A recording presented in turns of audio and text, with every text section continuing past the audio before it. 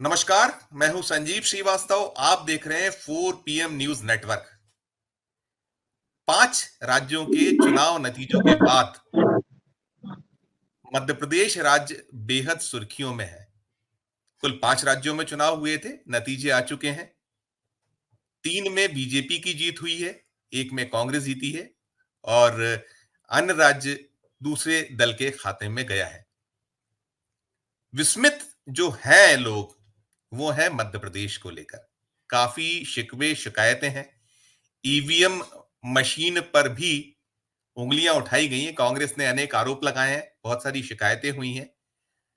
समीक्षा भी कांग्रेस ने की है, चाहे वो मध्य प्रदेश स्तर पर हो या राष्ट्रीय स्तर पर समीक्षा हुई है।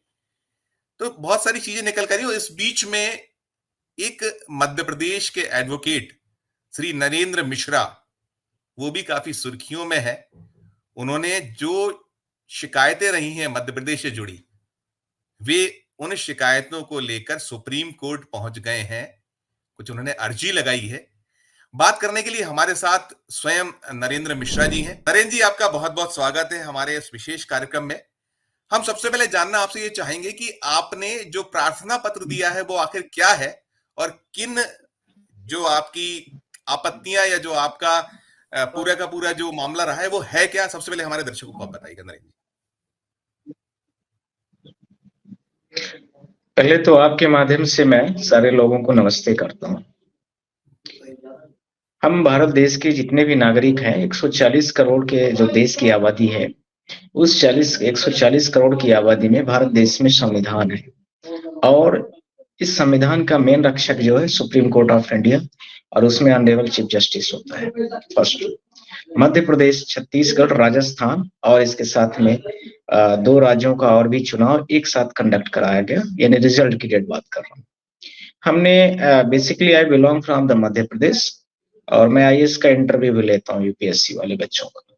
तो हमें थोड़ा सा लॉ में अच्छी पकड़ है और दूसरा हमें काफी कॉन्स्टिट्यूशंस का काफी अच्छा अनुभव भी है।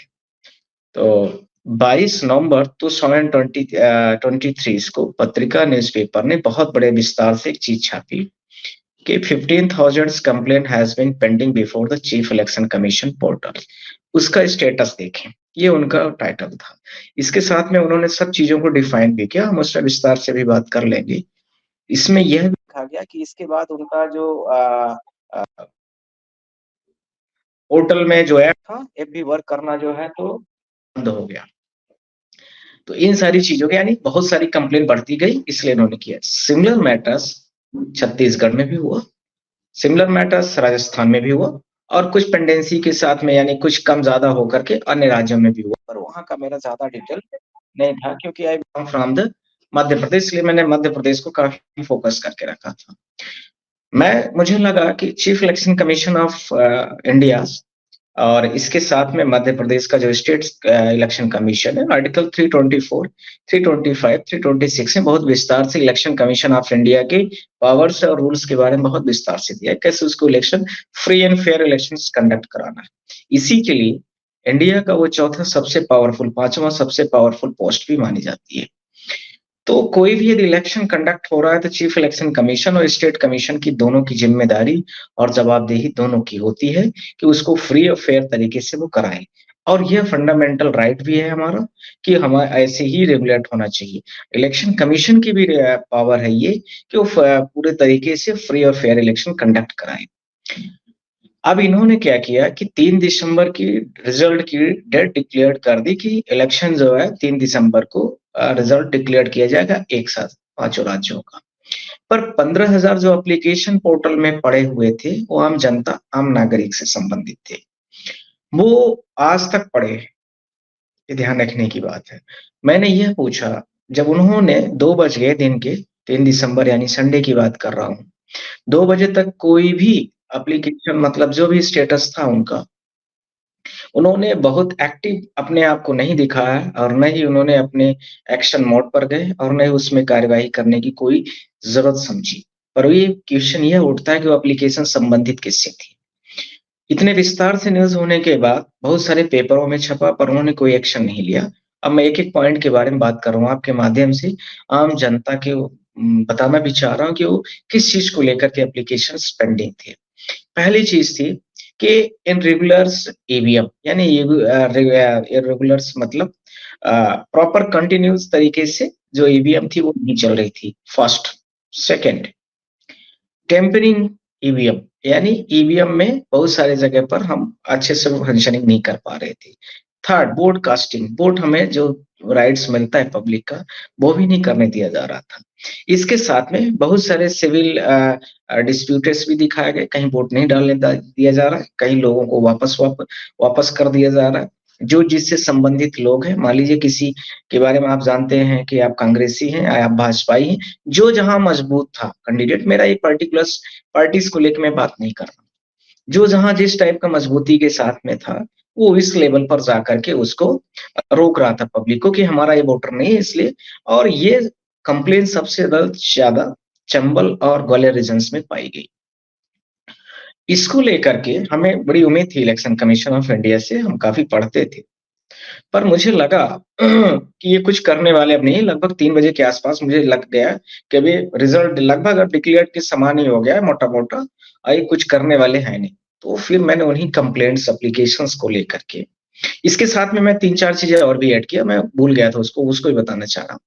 मध्य प्रदेश में एक लाडली बहना योजना तैयार की गई, जिसको इलेक्शन कमीशन ने, आप लोगों ने देखा होगा कि 17 नवंबर को चुनाव हो रहा है, 7 नवंबर को इन्होंने उसका पैसा लाडली बहना योजना में हर पब्लिक को प्रोड्यूस किया, डिलीवर्ड किया अमाउंट। हमने ये बोला, इसी के साथ में दोनों हम साथ में कंपाइल कर रहे हैं क्वेश्चन। इसी के साथ में 17 तारीख को रिजल्ट जब है, प्रधानमंत्री एक किसान सम्मान निधि होती है 2000 रुपए, उसको भी डिलीवर्ड किया गया। आप सारे लोग देखने वाले थे। इलेक्शन कमीशन ने, जबकि जिन लोगों ने डिलीवर्ड किया है अमाउंट, वो सारे के सारे भाजपा से रिलेटेड थे या रूलिंग पार्टी से रिलेटेड थे। इलेक्शन कमीशन ने कोड ऑफ कंडक्ट के वायलेशन के आधार पर किसी पर एक कंप्लेंट तक नहीं रजिस्टर्ड की। मुझे बड़ा हर्ट भी हुआ। हम लोग काफ़ी पढ़ते हैं, बच्चों को सिखाते हैं, आईएएस बनने के बाद ये करना है, वो करना है। Entire thing be delivered to the peoples. I am saying truly. इसी के साथ में जो मैं आपसे कहना तीसरा चौथा क्वेश्चन था हमारा, बहुत सारे सोशल मीडियाज़ पे बहुत सारे एप्लीकेशंस आए, बहुत सारे वीडियोज़ वायरल हुए, जिनमें वोटों की टेम्परिंग हो रही है, ब्रॉडकास्टिंग हो रही है, लोगों को मारा-धाड़ा जा रहा है, पब्लिक वोट नहीं डाल पा रही है, वापस हो जा रही, फायरिंग हो रही है, एफआईआर नहीं लॉन्च हो रहा है, कई गाँव के लोग वोट डालने नहीं जा रहे हैं। और वो उसके बाद पुलिस वहाँ पे जा रही है, पुलिस बल कि हम जो है तो आपको फ्री फेयर इलेक्शंस में हम आपकी पूरा हेल्प करेंगे वोटिंग राइट्स में, पर ऐसा कर नहीं पा रही है। इस तरह से इतनी बड़ी-बड़ी समस्याएँ सब कुछ थी। हम फिर उसको मुझे रहा नहीं गया, इस तरह से देश में इतनी जटिल समस्या है, तो chief election commission of India की ड्यूटी बनती है किसी भी पार्टी की। देखिए, इलेक्शन होगा तो रूलिंग पार्टी होगी, अपोजिट पार्टी होगी, इंडिपेंडेंट कैंडिडेट हो, उससे हमारा कोई लेना-देना नहीं था। जहाँ पर जो सबल था, वो ऐसा काम किया। तो हम चीफ इलेक्शन मतलब सुप्रीम कोर्ट ऑफ इंडिया के एप्लीकेशन हमने बनाया प्रॉपर तरीके से, उसको हम लेटर पिटीशन कहते हैं हम लोग, सुप्रीम कोर्ट के फॉर्मेट में। हम सीधा सीजीआई के घर लगभग 5 बजे पहुँच गए, इवनिंग टाइम पर। काफ़ी रश था, क्योंकि हम जिस रास्ते से गुज़र रहे थे, ये था कि बीजेपी जीत गई है, काफ़ी रश था, सारे रास्तों में जुलूस थे। हम गए और honestly I am saying to yes, your voice is not getting here. Shrivastava ji, your voice is not getting. ये 3 दिसंबर की बात है, 3 दिसंबर का आप बता रहे हैं ये जितने 3 नतीजे आ रहे हैं। दिसंबर की, हाँ, नतीजे आ रहे हैं, हमें समझ में आ गया, रिपोर्ट कार्ड नहीं बटा था, पर हमें समझ में आभास आ गया कि अब 10वां-12वां राउंड चल रहा है, इसके आगे के भी राउंड लगभग समान ही हैं, तो हमें समझ में आया, तब तक हम एप्लीकेशन अपना बना रहे थे फॉर्मेट पिटीशन का। हम CGI honourable chief justice of India के घर पहुँचे, थ्रू पीए हमें कन्वर्सेशन हुआ, उनको पता चला कि मैं आया हूँ। पहले तो वो मिलने-विलने नहीं देते हैं, पर वो सबको पता है कि मैं आईएएस में इंटरव्यू वगैरह लेता हूँ, पीएससी वगैरह का। तो जस्ट लाइक टू कि इसे मतलब जो भी होगी जेन्युइन चीज़ होगी, हवाबाजी नहीं होगी कुछ इसमें। हम उसके बाद जो है एज़ अ वोटर राइट्स हमारा वायलेशन हो रहा है, हम गए ऑन बस हमने लेटर को अपना सबमिट कर दिया, 15-20 पन्ने का जो भी था, न्यूज़पेपरों की कटिंग जो थी, सबको हमने 8-10 लेके चले गए। दे दिया, कर दिया हमने। इसके बाद हमें मैसेज आया अर्ली मॉर्निंग अगले डेट जो है तो 4 तारीख थी, 4 तारीख को मंडे था। मंडे को हमें ऑनरेबल जस्टिस के जो स्टाफ था उनको उन्होंने बोला हमें कि आपको एक कॉपी सबमिट करनी, प्रॉपर फॉर्मेट में आप करके दे दीजिए। हमने दे दिया और हमें ये बोला गया स्टाफ जो हमारा सुप्रीम कोर्ट का था, फर्स्ट चीफ कोर्ट का, कि ये सुमोटो में सर इसको कॉग्निजेंट करेंगे। सुमोटो कैटेगरी का मैटर है। हमने बोला ठीक है, जो भी करेंगे वो ऑनरेबल को ही डिसाइड करना है किसमें लेना है। फिर उसके बाद ठीक है, अब वो मैटर पेंडिंग है ऑनरेबल कोर्ट में। हमें जिस तरह से कम्युनिकेट किया जा रहा है डेली कि ऑनरेबल उसको बड़ा डिसीजन लेने वाले हैं। जो 4-5 पॉइंट्स थे इसके दौरान पर वो भी मैं आपको वोटिंग राइट्स को लेकर के मैं बोलना चाहता हूँ। किसी भी व्यक्ति को ले हमारे फंडामेंटल राइट्स आर्टिकल 12 से लेके 35 तक जो दिए गए हैं, उनमें सब में लिखा हुआ है, स्पष्ट लिखा गया है कि इलेक्शन कमीशन की भी ड्यूटीज है कि फ्री और फेयर इलेक्शंस करवाए। ये इलेक्शन कमीशन की ड्यूटी आर्टिकल 324, 325, 326 इसी से रिलेटेड है। फर्स्ट।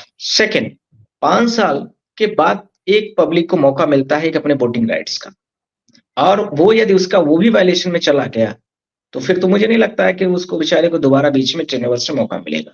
तीसरा, मैंने बोला कि ये जो रिजल्ट डिक्लेयर किए जाते हैं किसी भी स्टेट का हो, ध्यान रखना, मैं आप लोगों के माध्यम से बोल रहा हूँ, पूरे इंडिया की बात कर रहा हूँ, जितने भी रिकॉग्नाइज स्टेट हमारे इंडिया के और टेरिटोरियल स्टेट है सबकी मैं बात कर रहा हूँ।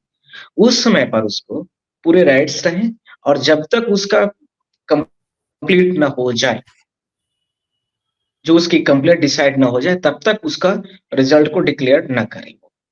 थर्ड। फोर्थ, तब तक के लिए यदि मान लीजिए कहीं पर हो गया है तो ऑर्डर फॉर रिकॉल की प्रोसेस होनी चाहिए। यानी वो ऐसा कुछ हो कि उसमें फर्दर स्टे कर दिया जाए उस पोलिंग का या उस विधानसभा का। और इलेक्शन कमीशन की इस तरह से जिम्मेदारी जवाबदेही रहनी चाहिए कि प्रॉब्लम इस तरह से होनी नहीं चाहिए, क्योंकि कुछ प्रॉब्लम्स ऐसी होती है which is made by the election commission officer, और वो बहुत सारे सोशल मीडियाज़ में वीडियोज़ वायरल थे, जिसमें वो लोगों को पकड़-पकड़ के वोट डलवा रहे हैं किसी पार्टी विशेष को, या डायरेक्शन दे रहे हैं कि आप इसको खड़ा होके इसको वोट डालना है। या कोई मान लीजिए मैं यहाँ पर कार्टून के अंदर में वोट डाल रहा हूँ, तो वहाँ पर वो खड़े हैं, डायरेक्शन दे रहे हैं, कोई उनका ऑफिशियल जो भी होते हैं लोग। तो वो सारी चीज़ें जब नहीं होंगी, वहाँ पर सीसीटीवी कैमरा आप ऑफ कर देते हो, ये सब चीज़ें नहीं होंगी, तो आप आराम से आदमी फेयर तरीके से पूरा प्रॉपर तरीके से इलेक्शन में कम से कम आए, वोटिंग करेगा, उसको लगेगा कि मैं पोलिंग में पहुँच गया तो सेफ मोड में हूँ, वो उसको होना चाहिए। उसको फेयरनेस मतलब नहीं आनी चाहिए। ये सारी चीज़ों के साथ में मैं गया। फिर उसके बाद और भी 4-5 प्रयास थी। हमने ये बोला 3 तारीख को, तब ना रिपोर्ट कार्ड बाँटे गए थे, ना कुछ बाँटे गए थे।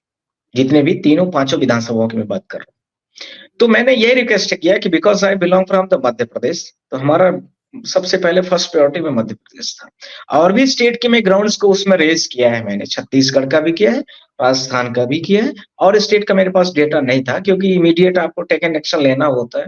इतना आप कंसर्न नहीं रहते कि क्या-क्या आपको फैक्ट्स कहाँ सेट करना है।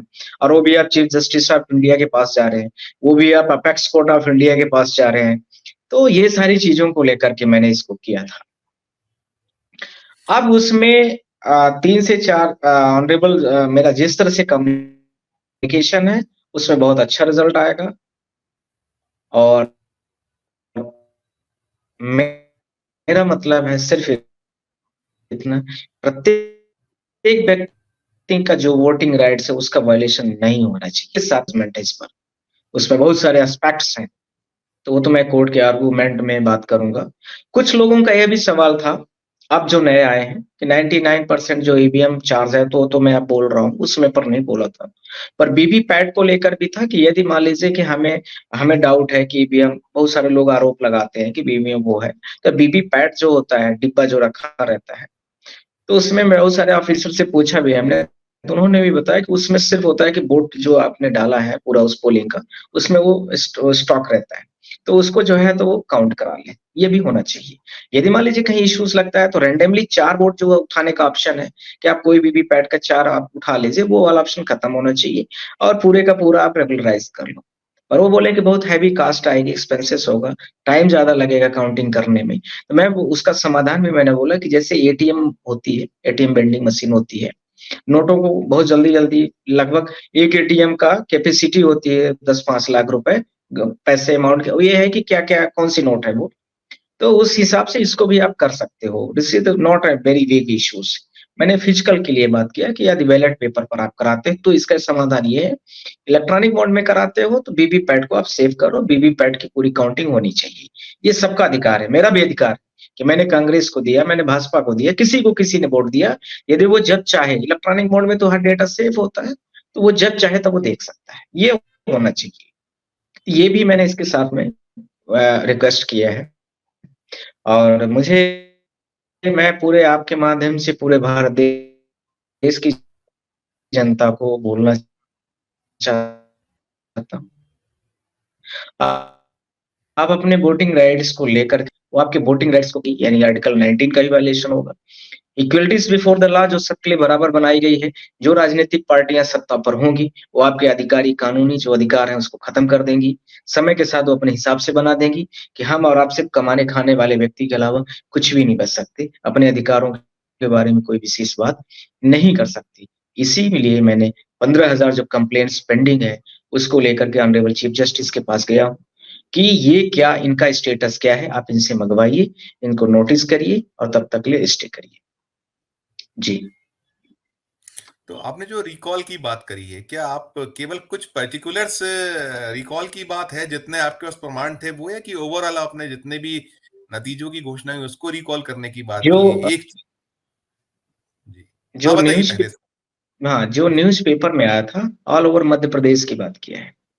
तो हमने बिल्कुल। पूरे 2023 मध्य प्रदेश का जो चुनाव है, उसको लेकर के बोला है।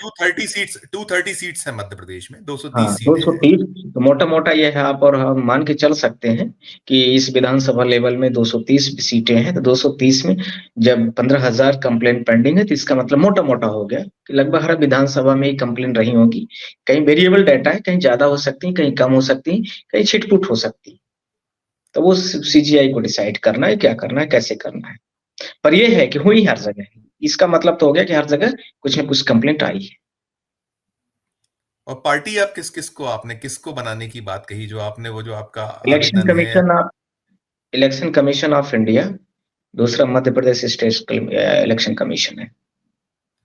तो मध्य प्रदेश में तो बहुत जगहों से ऐसी भी तस्वीरें निकली हैं जहां जो डाक मतपत्रों से छेड़छाड़ की बात भी सामने आई है, और भी चीजें सामने आई। तो आपने किन किन चीजों को मुख्यतः जो आधार, आपने कुछ चीजें तो बताई, और भी चीजें हैं, कहीं ईवीएम आपको कब्रिस्तान में भी मिलने जैसे दृश्य हुए हैं, क्या आपकी कंप्लेंट में वो चीजें हैं क्या आपके साथ में, या जो आपने मैंने जो उसको रीड शिवपुरी किया है का आवेदन को? दैनिक जागरण का 18 नवंबर का ये न्यूज़पेपर में आया था कि कब्रिस्तान में जो कि दैनिक जागरण ये किसी पार्टी विशेष के व्यक्ति का है। उसको उसका भी लेकर के हमने पूरा ज़िक्र किया, कब्रिस्तान शिवपुरी का था वो न्यूज़। ऐसे ही मैंने उज्जैन का भी डिक्लेयर किया है उसमें। ऐसे ही मैंने बहुत सारे जो सोशल मीडियाज़ में वीडियोज़ आए हैं, उनको भी मैंने ज़िक्र किया है। ऐसे ही मैंने पोस्ट बहुत सारी आई है कि किसी स्पेसिफिक व्यक्ति ने किसी डेटा को रिलीज़ करता है कि फला व्यक्ति इस विधानसभा में इतनी वोट पाया, कि जितने भी शिवपुरी में जो स्ट्रॉन्ग रूम से ईवीएम कब्रिस्तान में पाई गई, इलेक्शन कमीशन के स्ट्रॉन्ग रूम जब बोला जा रहा है, तो कैसे पाई गई? मेरा एक क्वेश्चन, वो दैनिक जागरण ने इस न्यूज़ को बहुत विस्तार से छापा था, जबकि वो किसी पार्टी विशेष के व्यक्ति का ही है, रूलिंग पार्टीज़ के। दूसरा मैंने बोला था कि उज्जैन में बड़ी सारी घटनाएँ घटी थी। तीसरा मैंने पत्रिका को बोला था कि उसने 12,000 15,000 पेंडेंसी दिखाया। ये है 22 तारीख की बात। ध्यान रखना 3 दिसंबर तक में कितने और कंप्लेंट्स फाइल होंगे, फिजिकल कितने होंगे, इसके बारे में कोई डेटा हमारे पास अवेलेबल नहीं था। इसी के साथ में मैं यह भी बोलना चाहता हूँ कि उसका ये जो पोर्टल होता है इलेक्शन कमीशन ऑफ इंडिया का, वो भी बंद हो गया। कई सारे लोगों ने मुझे यह भी बोला कि आप इसको पार्टी विशेष की बात कर रहे हैं। मैं बोला पार्टी विशेष की मेरी कोई मतलब, मैं सिर्फ इलेक्शन कमीशन से बात कर रहा हूँ।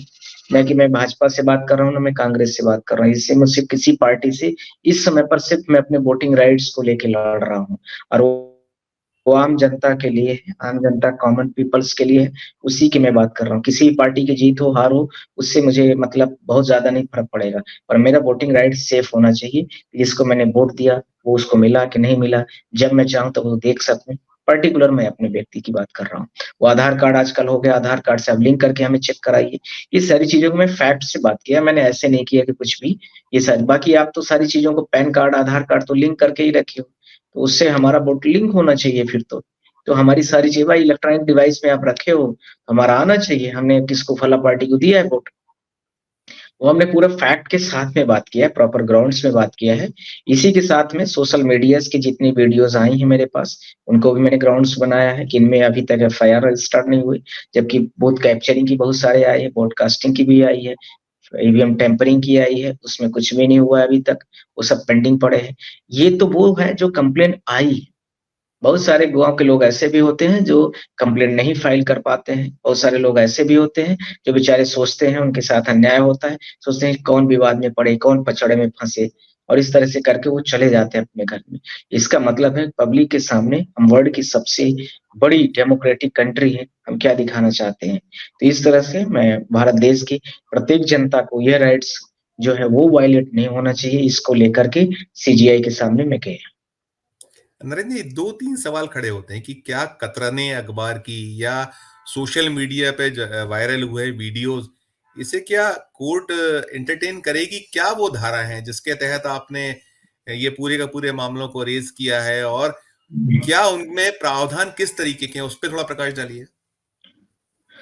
देखिए, कोई भी व्यक्ति आर्टिकल 32 है, और दूसरा आर्टिकल 226 भी होता है, जिसमें हम स्टेट में चले जाते हैं हाई कोर्ट में और सुप्रीम कोर्ट में आर्टिकल 32 है, रेट पिटीशन सिविल होती है। उसके थ्रू कोई भी व्यक्ति आ सकता है। मैं सुप्रीम कोर्ट का लॉयर हूँ और मुझसे में बहुत सारे लोगों की निगाह होती है।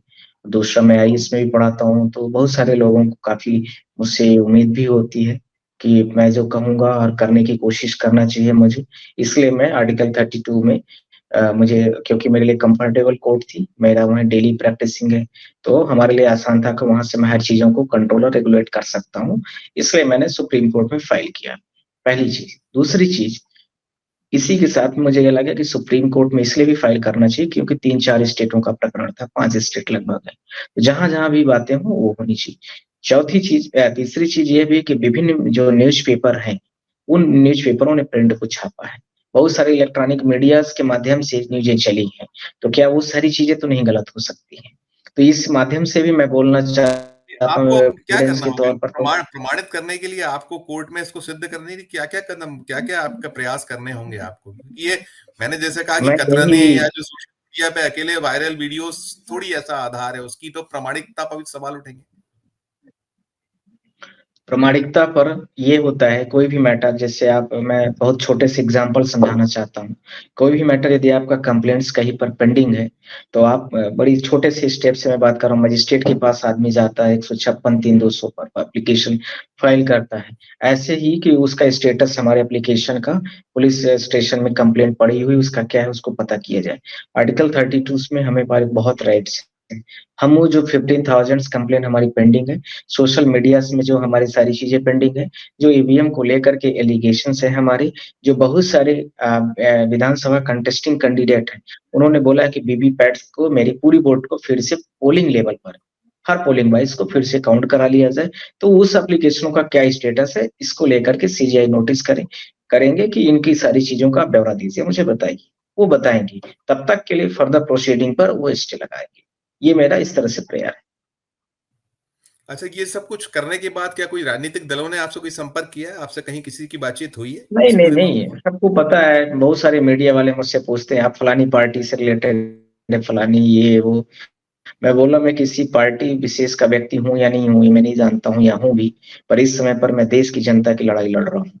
अब आप इसको पार्टी से जोड़ सकते हैं, वो आपकी विचारधारा, आपके व्यक्तित्व और आप पे डिपेंड करता है कि आप उसको क्या सोचते हैं। पर ये है कि एलिगेशन तो ऐसे पत्रकारों पर भी लगा दिया जाता है कि आप किसी पार्टी विशेष के व्यक्ति तो नहीं बोल रहे हैं। तो आपके अप्रोच के ऊपर डिपेंड करता है। जैसे आज भी मुझसे बहुत मीडिया वाले बोल रहे थे, तो मैंने बोला भी कि आप जो आपको पूछना है मुझसे हर चीज़ पूछिए। मैं एज़ एडवोकेट, एज़ मतलब इंडियन सिटिज़न्स और जनता की आवाज़ जो 15,000 कंप्लेंट पड़ी है, उसको लेकर के ही बात कर रहा हूँ।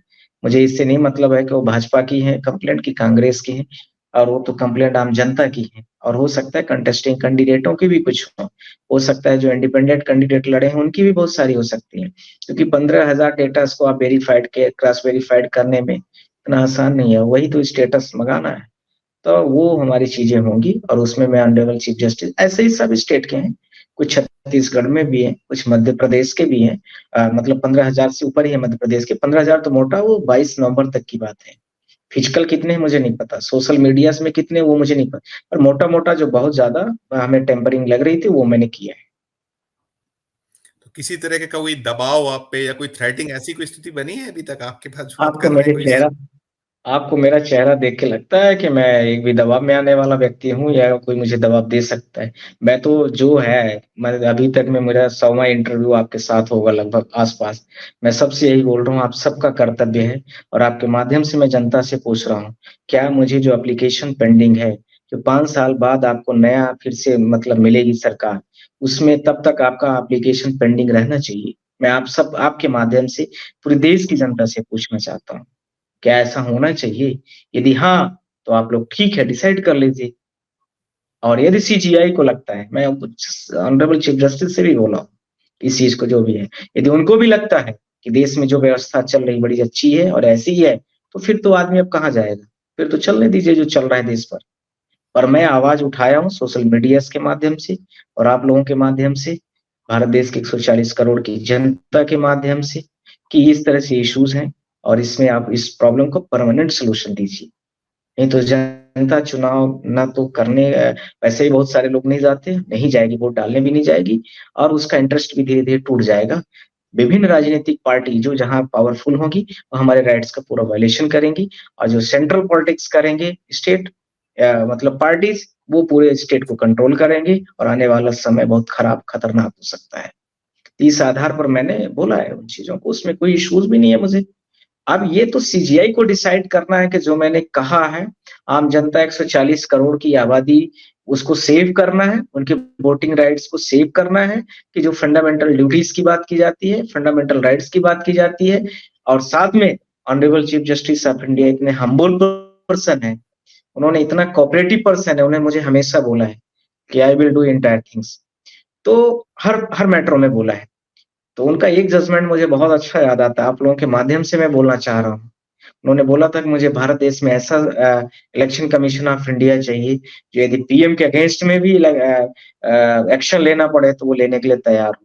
मुझे लगता है कि वो समय आ गया है कि ऑनरेबल चीफ जस्टिस को ऐसा ही इलेक्शन कमीशन ऑफ इंडिया चाहिए कि जो जनता की आवाज़ के लिए, जनता के लिए लड़े। जैसे टीएन शेषन साहब वगैरह थे, उन्होंने बहुत कुछ किया है और मुझे आज आज हम सबको, आपको भी, हमें सबको, प्रत्येक व्यक्ति को उसका राइट्स मिलना चाहिए, उसका अधिकार होना चाहिए। यही मैं जनता से, आपके माध्यम से पूरे भारत देश के लोगों से अपील कर रहा हूँ। जहाँ लोग देख रहे होंगे, उनसे भी मैं यही कह रहा हूँ कि आप लोग जितना ज़्यादा से ज़्यादा हो सकता है, अपने जो राइट्स दिए गए हैं, आप उसको बिल्कुल ही उसको क्लियर करिए। ये सारी चीज़ें रहनी चाहिए, नहीं तो आपको कोई सुनने वाला नहीं है इस देश पर। नहीं जी, गड़बड़ियाँ आपको लग कहाँ रही हैं? पहली जो नज़र में कहाँ किस तरह की गड़बड़ी है कि कहाँ से आपको किस पे उँगली उठ सकती है? कहाँ कौन इसके पीछे आपको नज़र आता है? जो आपकी अपनी आपका इतना दीर्घ अनुभव है, आप लंबे समय से वकालत कर रहे हैं, आप सुप्रीम कोर्ट में कर रहे हैं, मध्य प्रदेश में भी आप हाई कोर्ट में भी करते हैं। क्या आपको नज़र आता है शुरुआती?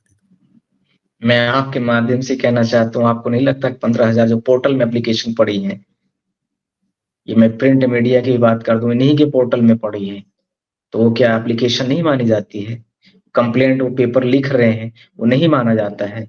या तो इलेक्शन कमीशन उस पोर्टल में जो कंप्लेंट का पोर्टल है, उसको बंद कर दे, ऑनलाइन रजिस्ट्रेशन बंद हो जाएगा। डीएम जितने होते हैं, इलेक्शन कमीशन के जो पार्ट्स होते हैं, एसडीएम, निचले लेवल तहसीलदार और नीचे लेवल पर और अधिकारी होते हैं, वहाँ बंद करा देगा एप्लीकेशन इलेक्शन संबंधित नहीं लिया जाएगा। जैसे अदर स्टेट्स मध्य और प्रदेश में तो जितनी अर्जी है वो फाइल हो गई हैं। उनका कहना है हमने सारी का निराकरण कर दिया है। मध्य प्रदेश का जो मुख्य निर्वाचन पदाधिकारी कार्यालय है। तो उनको आप बोलने दीजिए ना, हम सुप्रीम कोर्ट में बुला रहे हैं, उनमें क्या-क्या किया है, वो तो निर्वाच कर देंगे कि ये नहीं सही है, ये गलत है, ये गलत है। तो बहुत सारी चीज़ें हैं। आपने फ्री और फेयर इलेक्शन कंडक्ट कराने का आपका कानूनी पावर है। उस कानूनी पावर को आपको कानूनी अधिकार के तौर पर जनता को दिखाना भी है। आप दिखा नहीं रहे हैं, आप बोल रहे हैं बस। बोलने से दुनिया नहीं चलती है। प्रैक्टिकल ग्राउंड की बात मैं कर रहा हूँ। जो वीडियोज़ बड़े-बड़े वायरल हैं, जो सारी चीज़ें क्योंकि अब state is the regulated by the some elected parties. आप उससे कहीं न कहीं बच जाते हैं बिकॉज़ आपका जो पुलिस तंत्र होता है, आपकी जो बॉडी होती है administrative body, it is regulated by that present times which party is the ruling at the state. आप उससे चलते हो, इसलिए ये सारी चीज़ें होती हैं। पर तो जब आपका जो चुनाव आवेदन है होता है सीजेआई से आपका जो आवेदन है उसकी अभी स्टेटस है क्या? अभी इस वक़्त क्या है? कुछ उसमें क्या-क्या कितना हुआ है कि 3 तारीख से आपने शुरुआत की है, आज 9 तारीख है, कहाँ पहुँचा है और क्या उम्मीद आप कर रहे हैं? मुझे तो जब तक honourable chief justice of India हैं, आप तब तक उम्मीद रखिए कि इस देश में संविधान की रक्षा होगी और इतने हम्बल मैं अपने अनुभव की बात कर रहा हूँ, इतना हम्बल्स मैंने सीजीआई इंडिया में नहीं देखा है। मैं इतना ही बोलना चाहता हूँ आपके माध्यम से और मुझे पूरी उम्मीद है, बहुत कुछ करेंगी। हमेशा वो कॉन्स्टिट्यूशंस को ऊपर रख कर के बात करते हैं, संविधान को ऊपर रख कर के बात करते हैं। इसलिए भी हमने यहाँ पिटीशन फाइल किया है।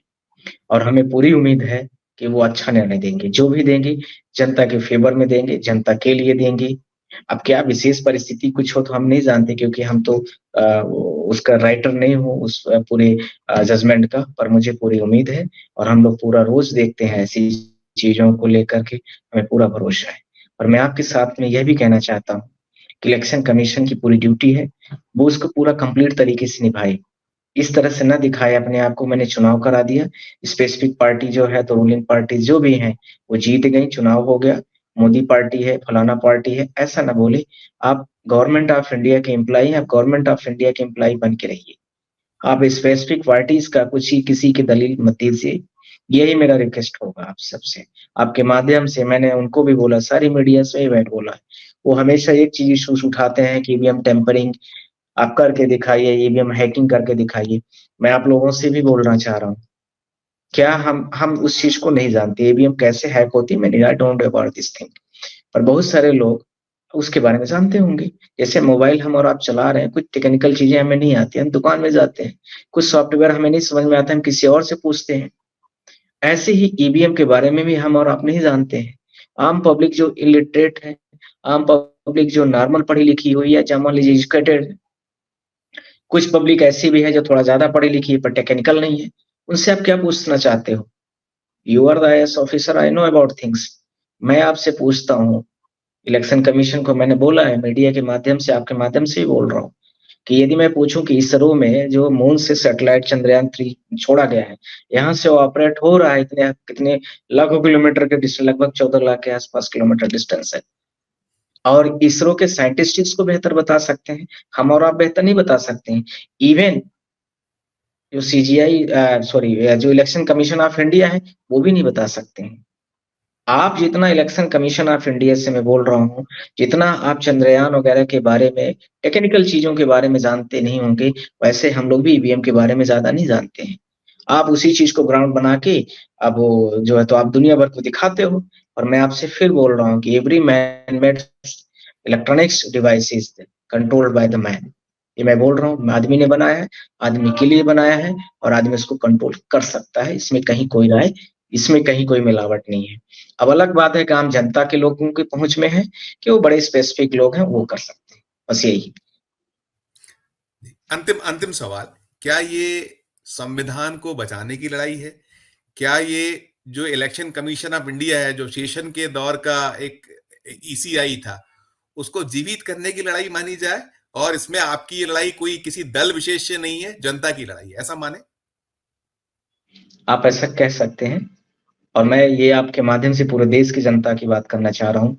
हम आप सब लोगों के माध्यम से बात करना चाह रहा हूँ। हम बहुत सालों तक अंग्रेज़ों के गुलाम थे, इसके पहले और भी बहुत सारी चीज़ें थी। पर मैं आपसे यही कहना चाहता हूँ कि जब तक आदमी ज़िंदा है, तब तक उस समय पर, उस परिस्थिति में रहते हुए, जो यदि गलत है, तो गलत को गलत कहे और सही को सही कहे। वो आप में क्षमता होनी चाहिए और प्रत्येक नागरिक के पास ये होना चाहिए, नहीं तो हम सिर्फ़ रिमोट और कंट्रोल के अलावा और कुछ भी नहीं हमारे पास बचेगा। प्रत्येक नागरिक से मैं बोल रहा हूँ, रिक्वेस्ट कर रहा हूँ, जो जिस लेवल पर है, उस लेवल पर अपने कानूनी अधिकारों को समझे, उसके लिए लड़े। किसी भी पार्टी विशेष से हमारा मतलब नहीं है। आप पार्टी में भी किसी से जुड़े हैं, यदि वहाँ पर भी गलत हो रहा है, वहाँ पर भी बोलिए। जो जिस लेवल पर है, उसको बोलना चाहिए और ये हमारा अधिकार है। और जब तक ज़िंदा है आदमी, जिस लेवल पर है, जिस परिस्थिति पर है, वहाँ उसको आवाज़ उठानी चाहिए। इस दुनिया में जाने के बाद कोई किसी को नहीं पूछता है कि आप कौन थे, कि मैं कौन था। और जिस समय पर है, उस समय पर वैसा करना चाहिए। ये मैं आपके माध्यम से पूरे भारत देश की जनता से ये मेरी प्रेयर भी है लास्ट में। हमसे बात करने के लिए बहुत-बहुत शुक्रिया। आपने हमारे लिए कीमती समय निकाला। आभारी हैं हम आपके। Thank you. शुक्रिया। तो ये थे नरेंद्र मिश्रा जी, जो मध्य प्रदेश के सीनियर एडवोकेट हैं और सुप्रीम कोर्ट में अपनी बात को एक बहुत ताकत के साथ रख रहे हैं। उनका साफ कहना है कि किसी दल विशेष के खिलाफ उनका ये लड़ाई नहीं है, लड़ाई सच को सच साबित करने की। और जो चुनाव आयोग एक दौर था, टीएन शेषन के दौर का जो चुनाव आयोग था, उसे जीवित करने की, पुनर्जीवित करने और संविधान को बचाकर रखने के लिए ये पूरी की पूरी लड़ाई है। आज के इस वीडियो में इतना ही। हमारा ये मध्य प्रदेश का चैनल नया है, इसे लाइक कीजिए, इसे सब्सक्राइब कीजिए, हमारे इस वीडियो को अधिक से अधिक लोगों तक पहुंचाइए। हमारा अगर जो चैनल है उसका आपने लाइक का बटन नहीं दबाया, उसे ज्वाइन नहीं किया, तो ज्वाइन जरूर कीजिए और देखते रहिए 4 PM Madhya Pradesh, 4 PM national और 4 PM हमारे अन्य राज्यों के चैनलों को। धन्यवाद, नमस्कार।